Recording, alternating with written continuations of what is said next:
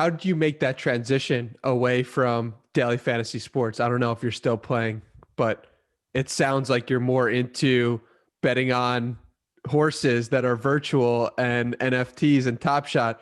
So if that's true, how did you make that transition? Yeah, that's definitely true. I still play DFS, but I mean, the edge goes away. It's the same thing that happened in poker. Like poker was really, really good for a while, and even if you were like just a pretty good player, you made a lot of money, and then that goes away. And now, if you want to play online poker and make money, like it's really fucking Good difficult. luck. Almost, yeah. I mean, the game is just nearly solved. In DFS, there's certain spots that are good. NFL as a whole, I think is okay. But it's tough. It's people just got really, really good. If you compare, 5 years ago when people were like playing John Kuhn at running back or something in one case compared to now, everyone is pretty good. There's not that many dead lineups. But in most areas of crypto, I think it's very unsolved. So there's a lot of edges probably when it comes to crypto trading. Certainly NFTs and yeah, anything crypto related right now. Everyone's sort of trying to figure it out. There's some people that are really good, way more advanced than me. But there's a lot of people that are probably like really bad right now.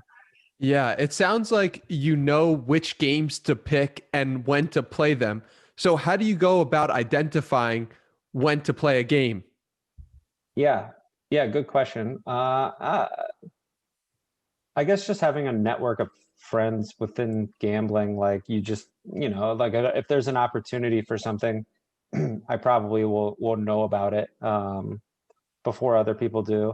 Yeah, the I think that how new a game is, the amount of randomness that's involved in it is really important because you want a game that's actually pretty random. You can't have like, chess is a great game. It's an amazing game to play. It'll sharpen your mind, but there's not no one's gambling on chess because the top player wins like all the time. Like you're never gonna have someone who's even slightly worse beat a grandmaster. They just never win. Um, but in poker, you can like I could play Tom Dwan or whatever, and even over like 100 hands, I might be able to beat him or something, right? Even though I stink at poker and he's amazing. So having that randomness in a game, I think is really important. And then you should always be asking yourself, I think, like what reason do I have to believe that? I think this is really important, actually, that most people they don't do this. What reason, what real reason do I have to believe that the person on the opposite side or the people on the opposite side of what I'm doing are dumber than I am? Um, and you should have a really good reason for that. And most people don't, whether they're trading crypto or stocks or playing poker. Like you should have a really good reason that you're getting it in good and they're not. And if you're not, then you're probably the person losing money. How did you come to that conclusion with NBA Top Shot? Um, yeah, so Top Shot, I thought was at that time I had actually just written an article maybe a month before. I didn't even know about Top Shot, or I had heard about it a few times, but never really looked into it. And I had just written an article about how to find the next big thing.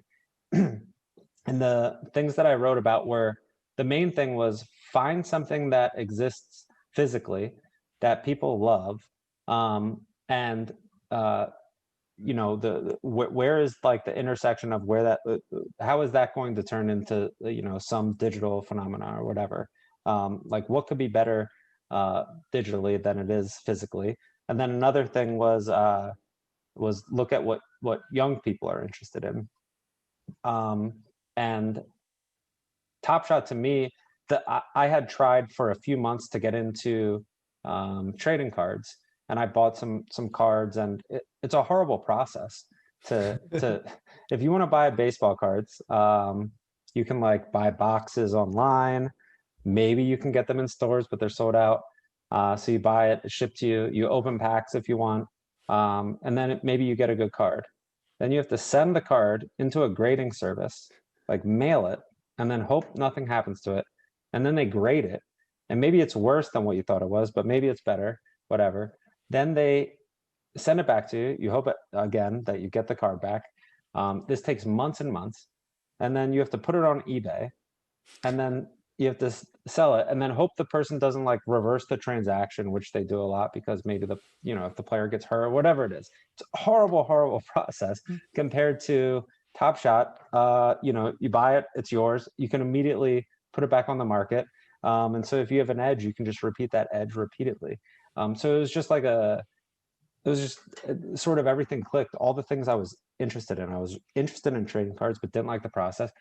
I love sports. I love gambling. I love crypto. And, even though it's not obvious that Top Shot runs on top of a blockchain, on top of Flow, they do. They've done a good job of sort of hiding it. But, it's crypto, alternative assets.